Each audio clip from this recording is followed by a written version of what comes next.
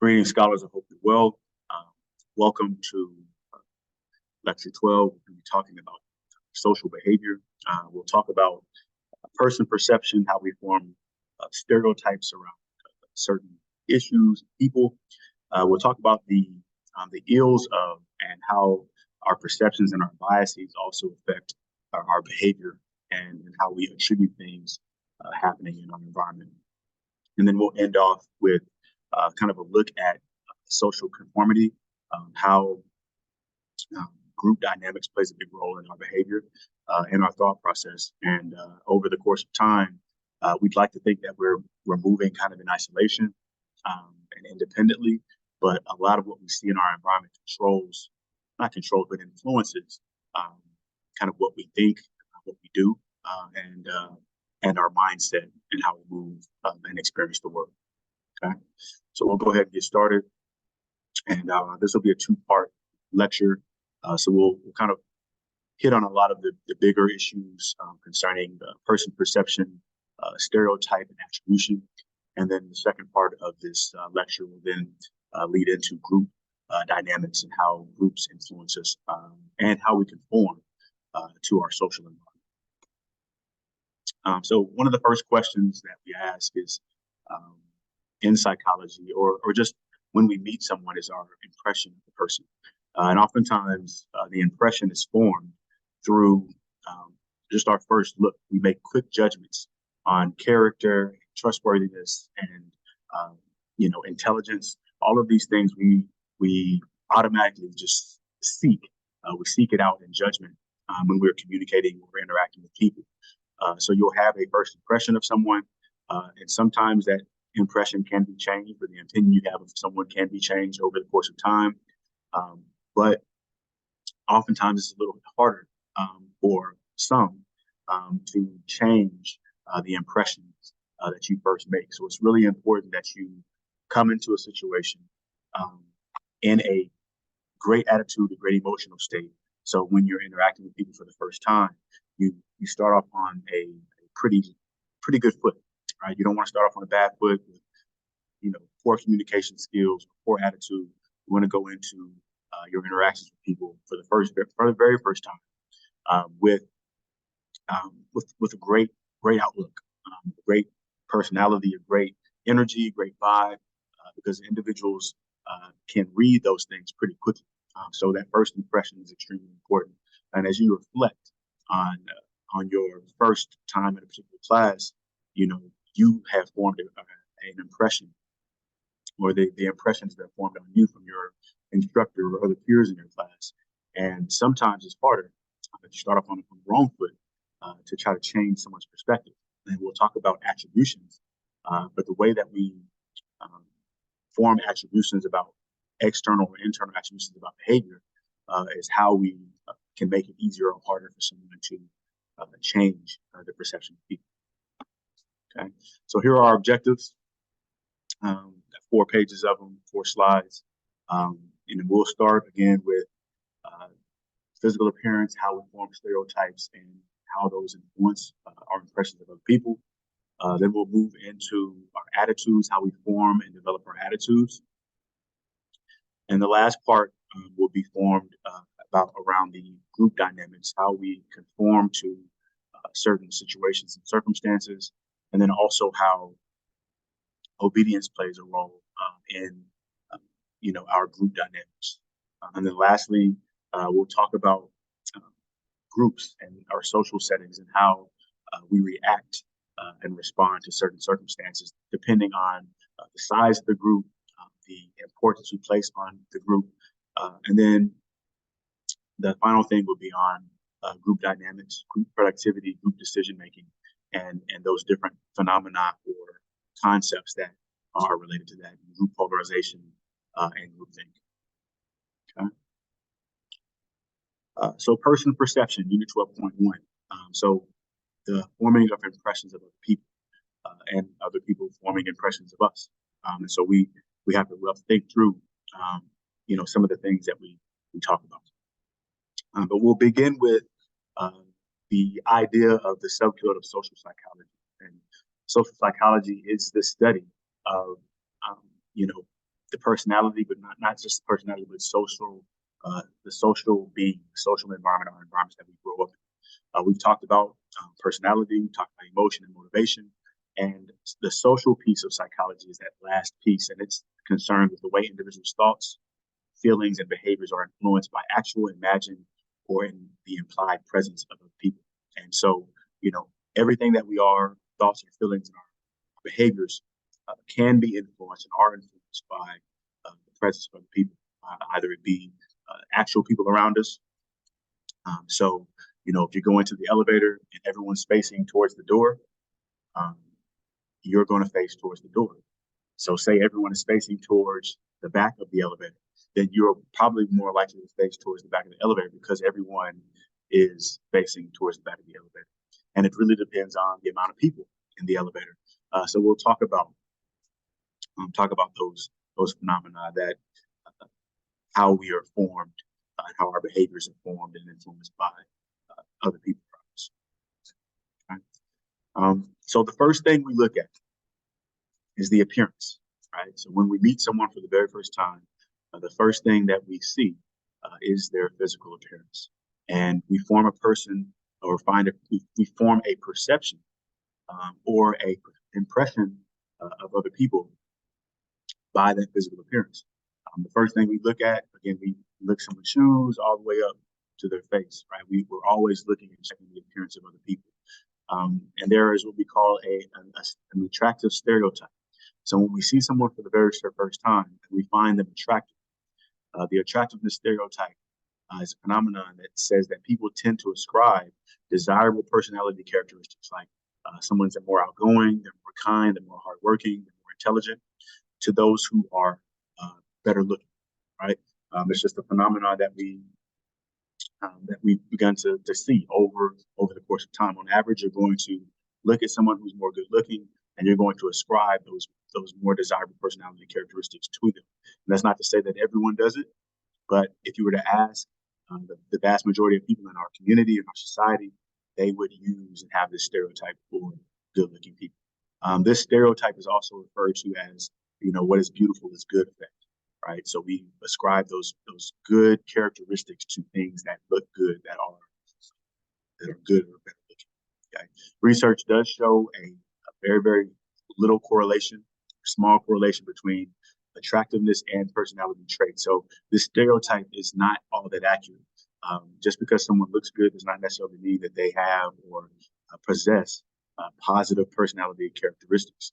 There are some beautiful people who aren't good people, right? And so that's why research has shown that there is little correlation, a very, very small correlation. Our perception of person's face are particularly influential, right? So again, when we do see someone's face, if they're frowning, if they're smiling, if they look sad, again, we form those perceptions based on a person's face really, really quickly. We judge very, very quickly. And we do this because cognitively, we have so many different things that we're processing in our environment. And so we use these quick judgments to form and to kind of streamline the cognition and the energy that we have to use to form impressions of other people. Studies have found, however, that attractiveness does correlate positively with some traits, such as personal income, social skills, and self-confidence. And if you can think through why that might be the case, you can think about, again, beautiful is good. So if I'm going into an interview and I'm more attractive than some of my peers who are applying and interviewing for the same job, I'm likely going to get the job. I'm probably going to get hired more often than those who may not be as attractive. My social skills may be a little higher because I have a little more confidence. I'm better looking, so I have more confidence. I have, I'm a little more outgoing, a little more extroverted. And that self-confidence, with self-confidence, you exude a certain energy or a certain vibe, especially when you're interviewing for a job. You're going to see someone who has higher confidence. They're going to carry themselves a lot better with that higher self-confidence.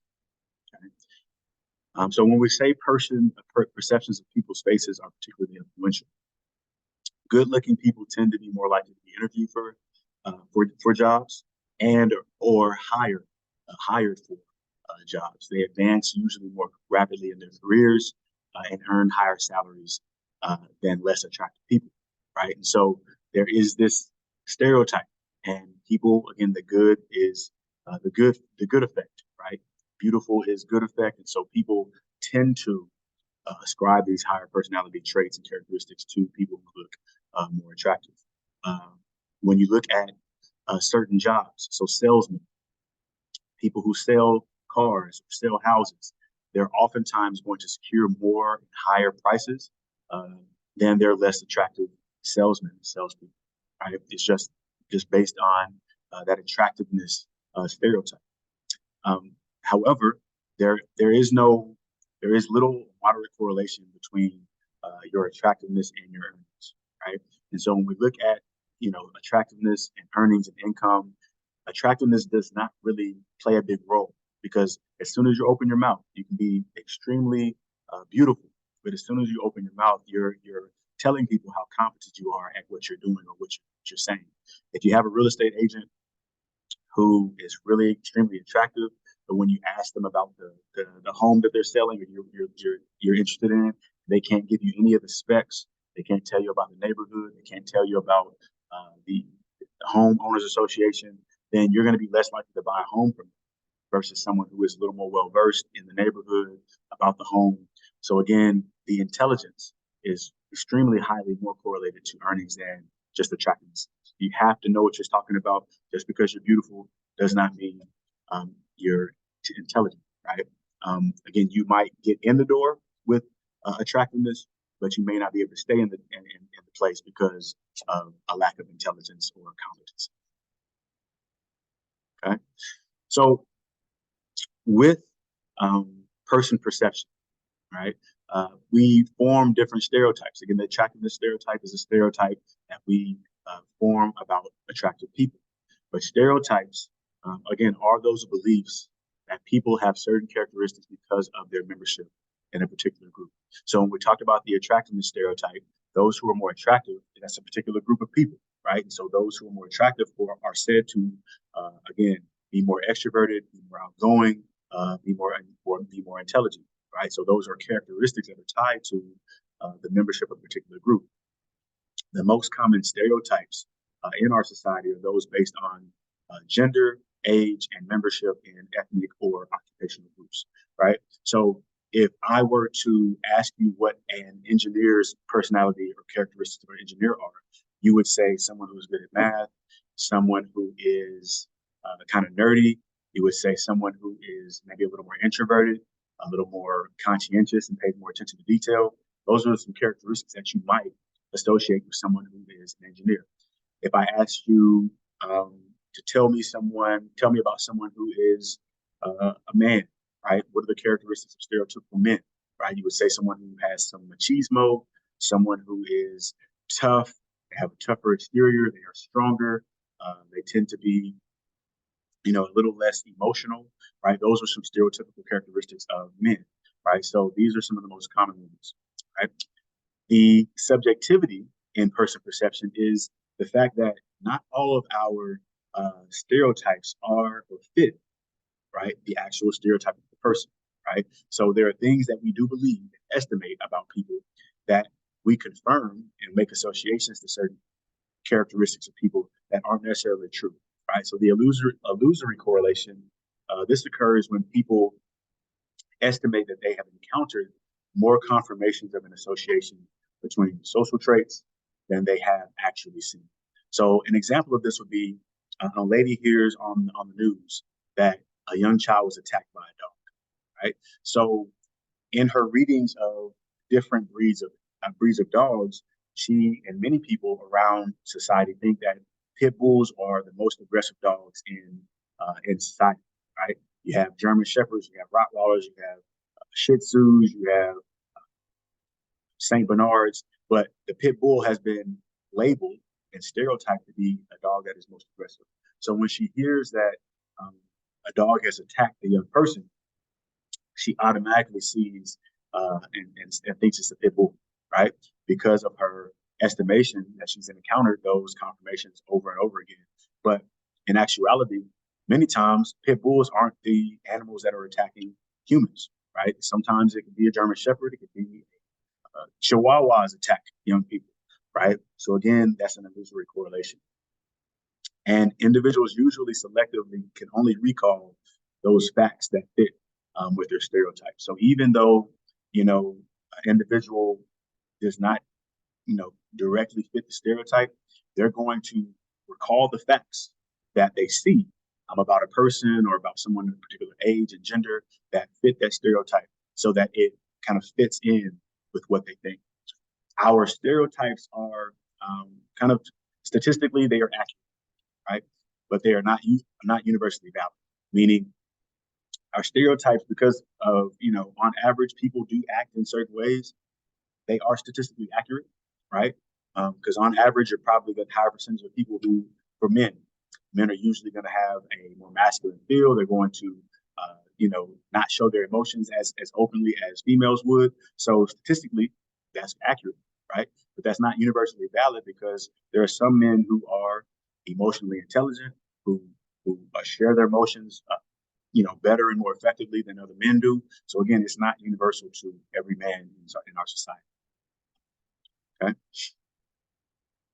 The systemic effects of the illusory correlations can be negative and can be detrimental to certain groups.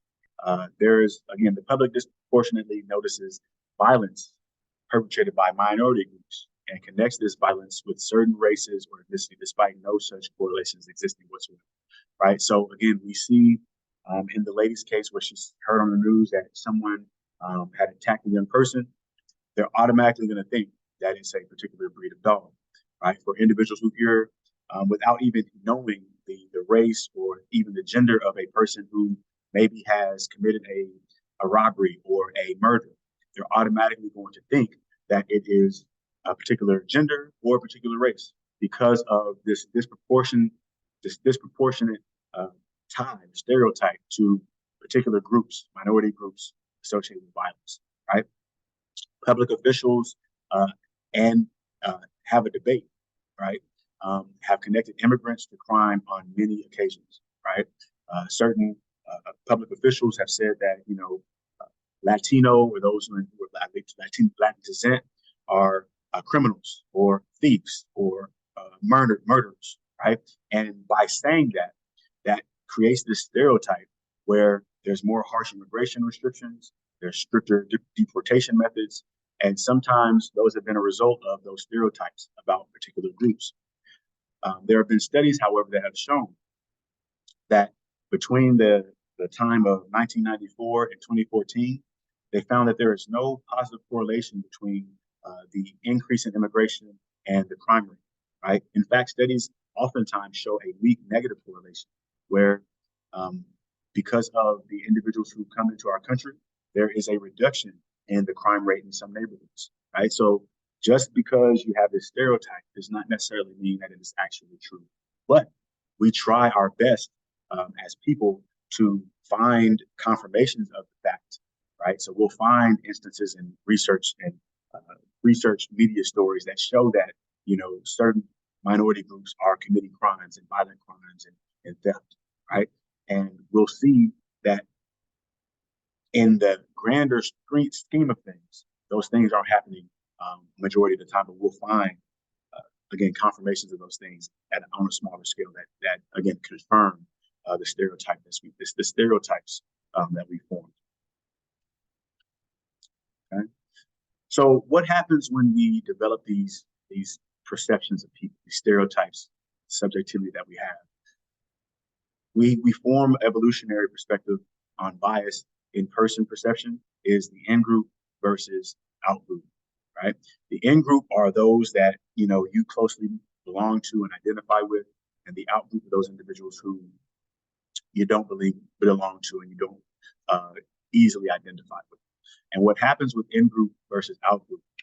When people tend to fall in the out group, they are oftentimes treated more harshly than those on the in group, right?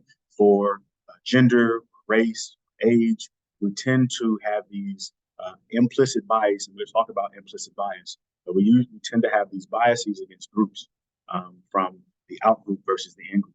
right? So if I'm a football fan and I'm an Alabama fan, I tend to view Auburn fans as less intelligent, um, and I view them in a negative lens because of them being in the out group. Same thing with nations, nationalism, fraternities, uh, different religions and ethnic groups. Again, we tend to support and treat the people in our in group more favorably, and we treat those in our out group less favorably. And that can be detrimental because you think about hiring practices in organizations or companies. If we have white interviewers who are interviewing for Black individuals for a position, they're going to treat them less favorably. They may not even hire them.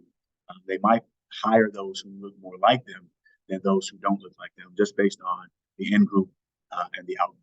Right. So again, that in group bias shows preference for people within our group, and the out group bias automatically dislikes people who are not in our in group. Right? And so I want you to think about this kind of a rhetorical question, but I want you to think about, is it ever okay to stereotype? And why might stereotyping be important in some cases? If you think about, maybe safety and being in a particular neighborhood or walking in a particular environment, stereotyping might be really helpful in protecting you from different detrimental environmental effects. Okay. So attribution processes, right? So when we think about our social behavior, and we think about behavior in general, there are certain attributions that we make in explaining our behavior, whether it be internal attribution or an external attribution. And we'll talk about how we form these attributions and why we form these attributions moving forward. So what are attributions? Okay, when we talk about attributions, these are inferences that we draw about causes of events, others' behavior, and even our own behavior, right? Individuals make attributions because they have a strong need, and we have a strong need to understand our experiences and our circumstances that we are in, right? So when something happens to us, say we are attacked by a dog, right? Or say we are in a class and we don't perform so well on an exam. The first thing we're going to do is we want to be able to explain and understand why that happened, right? One of the internal attributions that we might form is, maybe I studied too late and I stayed up too late and I was really, really tired or fatigued, or I didn't feel well.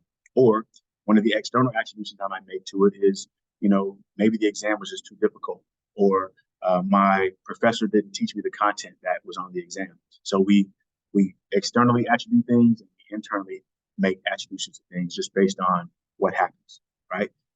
Internal attributions are those explanations, and we ascribe those causes of behavior to personal dispositions, traits, abilities, and feelings, right? So the things that I'm in control of.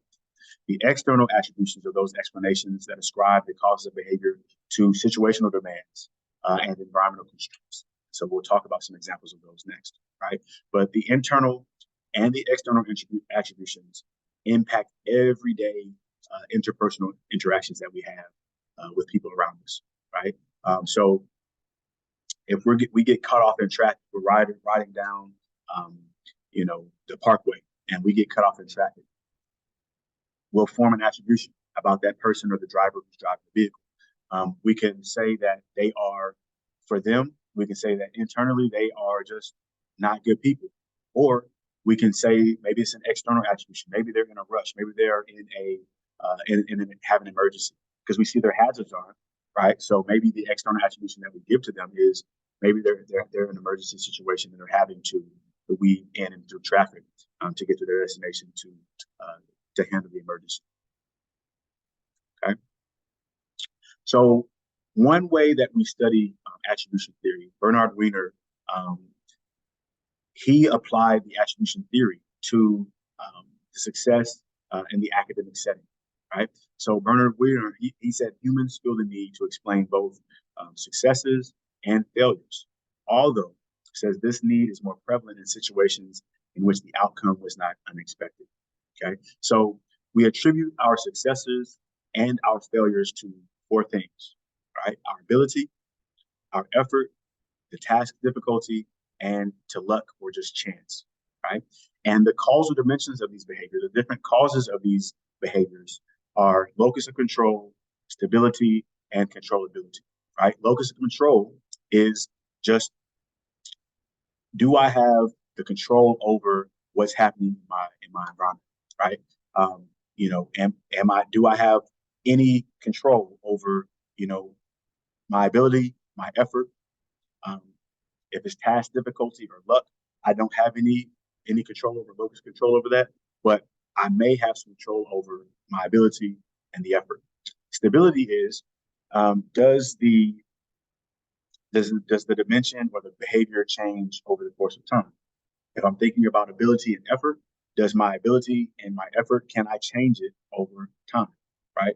I'll show you in the next slide a diagram that kind of shows the dimensions in a better way so that you kind of get an idea of what we talk about when we talk about stability and we talk about controllability and locus of control, right? But controllability, again, is, you know, when I think about getting a job promotion or not, right? Did I get a promotion because of things that I was in control of, maybe my effort, my skill level, or was it out of my control, right? Do I not have any control over it? Was it just, my supervisor he just didn't like me, and so they selected someone else for the job promotion above myself.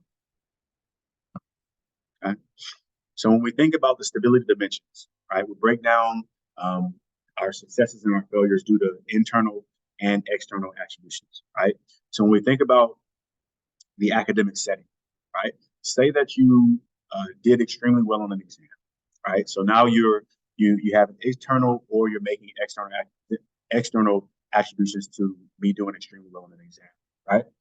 The stability dimension, if I feel like, I'm attributing my me doing extremely well on the exam to my ability and my intelligence, that's pretty stable, right? That's an internal cause and it's pretty stable, okay?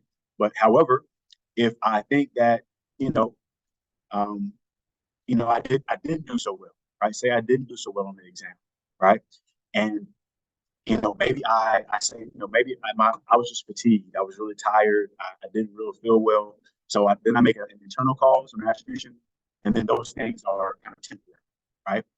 So this also leads to the motivation that we have when we are introduced with successes and failures, right? So if I have a success on a particular task and I contribute or attribute my internal cause to be my ability and my intelligence, meaning I have the ability, I have the intelligence, then I'm going to be more motivated to perform the task again. However, if I attribute this a failure to ability and intelligence, and I deem that to be more stable, then I'm going to be less likely to be motivated to continue to study or continue to do really well in the class or try to study in the class because I don't feel like my ability and my intelligence can be malleable, right? The second thing is when we talk about attributions, we talk about the external, right? So things that are unstable, unstable cause of things that happen are luck, chance, and just opportunity, right? The more stable causes of behavior are more permanent is task difficult. We can't change this, right? If we're taking a test and we don't do extremely well on it, one of the more permanent things that we say as a cause to me not doing well may be the task difficulty. Maybe the test is difficult. Maybe my professor or my instructor is not teaching the material well enough, and so that's creating this task difficulty, right? So our attributions to success and failure are all based on whether it's going to be my internal or external attribution to what's happening, or if it's going to be something that's really, really stable, or a unstable cause of my behaviors. Okay? One other thing that we mentioned when we talk about attribution, you have to talk about the biases and attributions that we form, right? When we talk about stereotypes and we talk about biases, we're always going to look to, again, explain what's happening in our environment, right? So the actor and the observer bias, this is what we call the fundamental attribution. Right? Observers bias in favor of internal attributions and explaining others' behavior, right? So as an observer, I'm observing someone else's behavior, right? And as I observe someone else's behavior, they do something good or bad, I can give them, or I'm in favor for their internal attributions to explain their behavior, right? So if someone is extremely mean, right, then I'm going to give them an internal attribution that they just aren't nice people, right? However, the actors, they favor external attributions for their own behavior, right? So the observer, if they're observing someone else do something, they're going to favor the internal attributions to that particular person. But if they do something, then they're going to favor external attributions for their behavior, right? This is an attribution error, right? Where I'm blaming someone, for example, for causing events without acknowledging the role that I played in, right? So maybe I have, I'm having an argument with one of my best friends, right? And instead of thinking about the things that I may have done, I just blame the other person causing the rift or the issues in the relationship, right? So again, that's an error because oftentimes when we do that and we don't acknowledge the role that we play, we don't give ourselves the internal attributions that we might have played a role in it. My personality, my emotions may have played a role in why we're in this situation that we're in. We take less accountability for it, and that could hurt us in the long run when we're trying to develop relationships with other people because we think it's everyone else and not us, and we can lose out on some really really great relationships if we just focus specifically on the other person and what they've done and don't focus on the internal and what we may have and the role we played in situations. Okay, the self-serving bias kind of ties into this fundamental attribution area because when you talk about the self-serving bias, this is the tendency to attribute one's successes to personal factors, those internal things, and one's failures to situational factors of the external, right? So say I'm playing football and at the end of the season, you know, I get all these different awards, right? Get all these awards for, MVP of the team, best athlete in the school, right? So a self-serving bias, for example, would say, my successes, it's my ability, it's my intelligence on the field. I did it because it's me, right? And I fail to, again, think about my teammates that help to contribute to my success, right? So in failure, when we fail at something, the usual actor observer biases are extremely apparent, right? So that fundamental attribution error. So when I fail at something, right, I say that the internal attributions are for those who are outside of my control, those persons, and internally, I'm saying as an actor, it's external. It's not me, it's them, right? I'm blaming them for me failing, right? However, in successes, the usual actor observer differences are reversed, right? So instead of me blaming the internal for someone else, I take it in as it's me. I did it. I'm taking the credit for the success I had, right? So we develop these self-serving biases, and it happens more often than we think. It's a bias, and oftentimes it's really implicit. It kind of happens unconsciously, and we have these attitudes really just based on those attributions and those biases that we have. Right? When we think about culture and the cultural differences and attributions, individualism and collectivism. So individualism is what we see here in the United States. Individuals are kind of more independent and are less kind of interdependent on making attributions about their social circle and their social support. And when we talk about collectivism are those individuals who are more interested in the group dynamics, the social, and how the social environment helps to influence who they are, right? So in individualism, when we talk about goals, personal goals are placed ahead of group goals, right? And one's identity is defined in terms of their personal attributes rather than the group's membership, right? So for instance, in individualistic societies, it's really, really common for a young adult to make their own decisions about, their major, what they're going to study in college, and their career paths, right? We make our own decisions. Our parents oftentimes leave it up to us to kind of go on our own path, right? It's a kind of individualistic way of thinking, and I'm in control of my own fate and destiny. I'm going to make my own decisions based on what I want to do with my life. In a collectivist society, however, group goals are placed ahead of personal goals, right? So our identity in a collectivist society is defined in the terms of the group that I belong to, right? So in a collective society, young adults may prioritize their family's preferences when it comes to deciding their careers, right?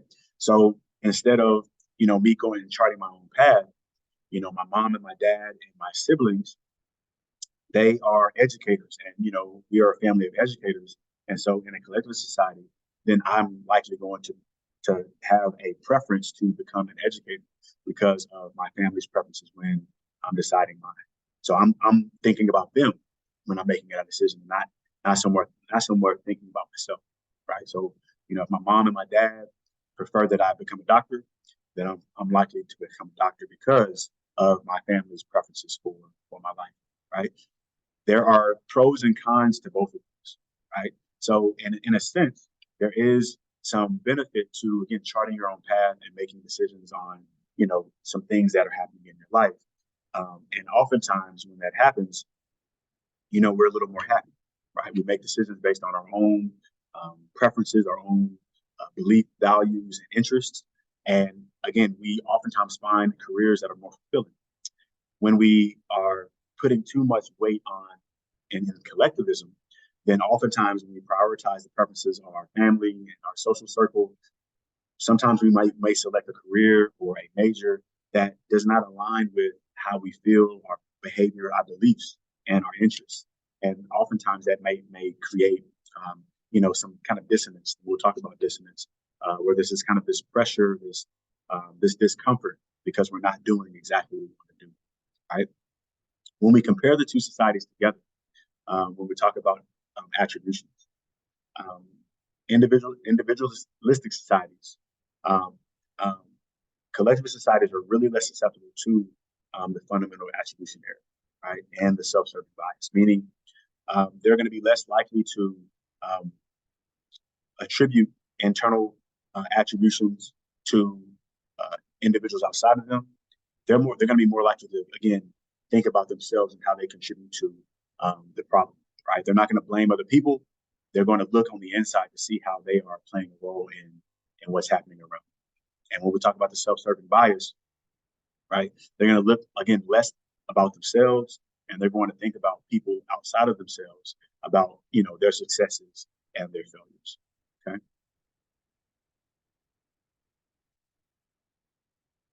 Okay, so interpersonal attraction, liking and loving. So again, this is a big topic, and psychologists have been studying this for centuries, right? Why do we like who we like? Why do we love who we love? And how do we build relationships with our significant others, our families, our friends? And how do we select people that we associate ourselves with and interact with? Okay? One of the biggest questions in society, one of the biggest, some it kind of gets very similar to nature versus nurture question, is, do opposites really attract? And we've had these conversations, and I'm sure you've had these conversations with peers. And we'll talk about how opposites may not actually attract. We may be looking at individuals and selecting individuals who are more similar to us than they are different. Okay. Here are three key factors in attraction, right? One of the first factors to attraction is the physical attractiveness model, right? And this factor, when we talk about this factor, we're talking about the matching hypothesis. And the matching hypothesis says that males and females of approximately equal physical attractiveness are likely to select each other as partners, right? So people who look very, very similar in their attractiveness levels, if we're to rate someone from 0 to 10 on an attractiveness scale, right? Then for those who are together, maybe married couples for several years, if we were to rate the couple or rate individuals differently, right? The individuals as the couple as an individual, they're probably going to have very equal attractiveness scale scores, right? So we usually are going to select people that look very, very similar to us. That's why when we see somebody that, someone who's less attractive dating someone who's extremely attractive, we're like, man, they don't seem to fit, right? We do that oftentimes, right? But more often than not, people who are kind of equal in their physical attractiveness are likely going to select one another as partners, right? You're going to have good-looking people are going to select other good-looking people because of that physical attractiveness factor, attraction. Similarity effects also, right? So similarities attract more than opposites, right? So if I'm an extrovert, I'm likely going to select someone who is also an extrovert, right? If I'm extremely intelligent, I'm probably going to select someone who is actually and also extremely intelligent, because those opposites don't necessarily always attract, right? The similarities that we have with people oftentimes attract us to those persons. Research has shown that consistently, couples tend to be similar in intelligence, education, their social status, ethnicity, physical attractiveness, and their attitudes, right? So if I'm a Christian, I believe in Jesus Christ, I'm probably not going to select someone who is an atheist or an agnostic or in any other religion, right? I'm usually going to kind of find somebody who has the same attitudes, beliefs, value system as myself. Oftentimes, you're going to select people who are in the same ethnicity, which doesn't take anything away from interracial relationships. But oftentimes, you're going to select people that you are more familiar with because of the similarities you all have. The other thing that is a factor to attraction is reciprocity effect, right? So reciprocity is liking those who show that they like us, right? If we are around a group of people who like us, who we feel like we have a sense of belonging to, a sense of togetherness with, we are going to be more attracted to them, right? It's just it's human nature. You are attracted to those persons who reciprocate the interest and the liking and the loving that you have, right? When we talk about positive feedback, which is reciprocity, this results in what we call a self-enhancement effect. In other words, you help them feel good about themselves, right? So when you like them and they like you, you all are kind of giving each other this self-enhancement effect where, you're giving persons this really good feeling about themselves because they are liked, right? Who doesn't like to be liked or loved, right? Because when we talk about those Maslow's hierarchy of needs, right? You have the basic physiological, right? We need safety, we need water, we need, sex, we need all of those things of the physiological. Next level, we need safety. The third level, we need belonging, right? We need to feel like we belong. We need to be liked. We need to feel like we belong to a group. We have a social circle. We have a social support. Those are extremely important when we talk about the development of a human being, because without those supports, especially with people in your circle, in your support system, it's hard. It's very, very hard to be successful. Okay. When we talk about liking and attraction, when you like someone for an extended period of time, you then begin to develop love for people, right? A love for someone. And this could be friendship love. It could be intimate boyfriend and girlfriend love. But again, passionate love is what we call a complete absorption in another that includes tender sexual feelings and the agony and ecstasy of an intense emotion, right? Interestingly enough, there's brain imaging research. We talk about the fMRI, we talk about CT scans that show that when people think about someone that they are passionately in love with, these thoughts light up dopamine circuits in the brain, right? So you see electrical activity happening in our brain when we're thinking about people that we really, really care about, right? We have this intense feeling of dopamine rushing in our system, and that happens because of, again, the emotion of thinking about someone you really, really care about. Passionate love, and then you have companionate love. Companionate love is that warm, trusting, tolerant affection for another whose life is kind of deeply intertwined with one's own life, right? So this is that long distance love, right? Passionate and compassionate love do coexist, but they don't necessarily have to go hand in hand, right? But compassionate love is that love that it's for those individuals who have been married for 30, 40, 50 years. That is that type of love. It's a deep, tolerant affection for one another. It's deeply intertwined. Your lives are deeply intertwined. Your best friend that you've had for several years, your interests, your values, your beliefs are intertwined with one another, and you are really trusting. You have this warm affection for them over the course of time. Right. So this graph shows the intensity of love over the course of time. Right. again, in passionate and intensity of the love at the beginning. This is that passionate love, right? It's really, really high at the beginning, right? Really, really intense, and then it begins to dwindle, right? This usually happens between, a year, 3 years, right? Where, it's really, really high. Maybe for passionate love, maybe that first 6 months, and then it begins to dwindle over the course of time. And then you have companion love that it kind of slow rolls, right? It kind of increases over the course of time. So when we talk about time in 60 years, at year 60, passionate love, the intensity is really, really low, and companion love is really, really high. But again, it's a gradual increase in love over the course that you're intertwining your love. You got trust, you got warmth, you got this tolerant affection. You're making a commitment every day to wake up to honor that person that you are, that you're in love with, and it's a long run, long distance type of. Okay. Love as attachment, right? So our different attachment styles as young people, right? There are studies that have shown that the attachment style and attachment patterns that we had in infancy fall into these three categories: secure, avoidant, and anxious.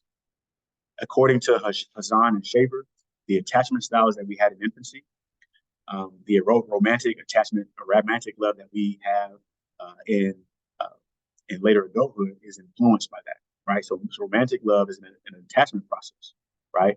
And a people's intimate relationship in adulthood follow the same form as their attachments, right? So if I had a really big attachment, a secure attachment in infancy with my mother and my caregiver, then I'm probably going to have more secure attachment and love with my adult romantic partner.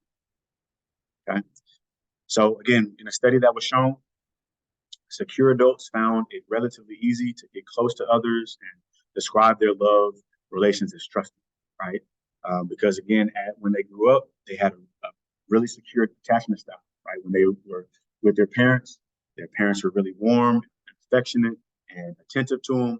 And so now, as adults, they too are affectionate and attentive and warm towards their significant other.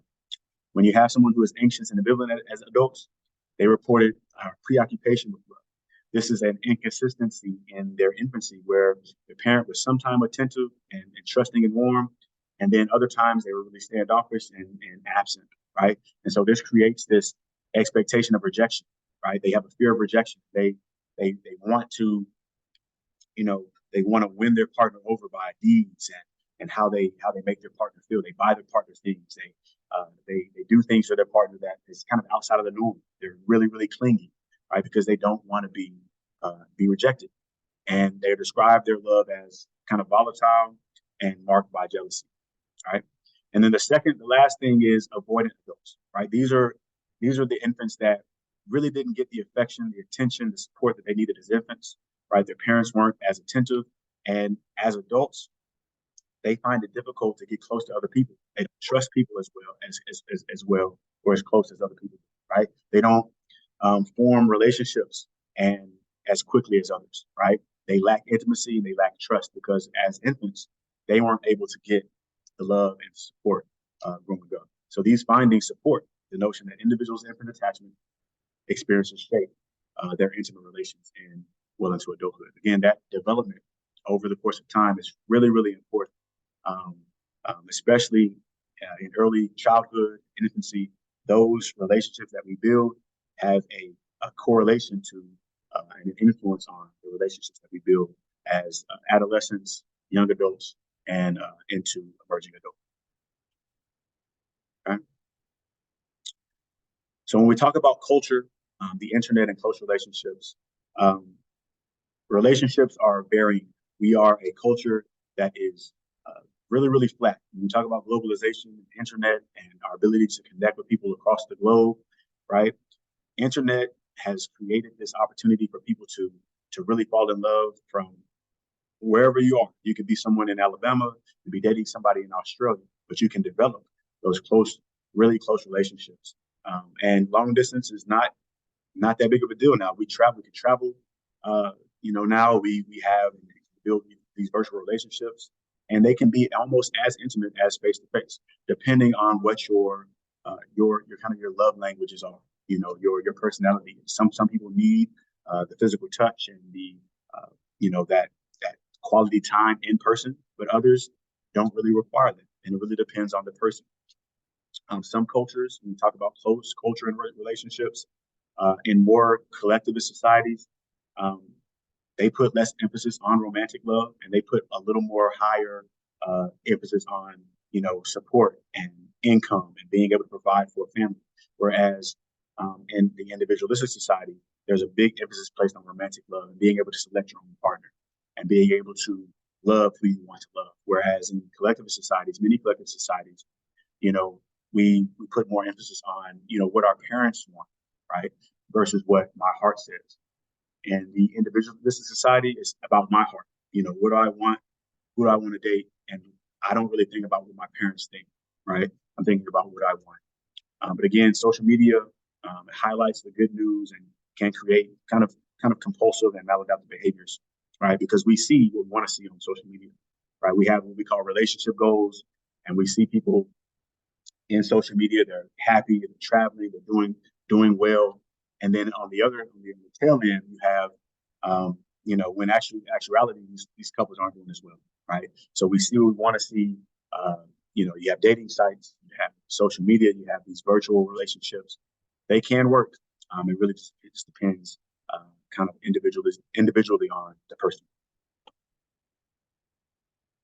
Okay? So we'll stop here, and I'll pick up on this. When we move forward, we'll talk about the evolutionary perspective of attraction, and then we'll move into some other points of reference for attraction and how we choose partners.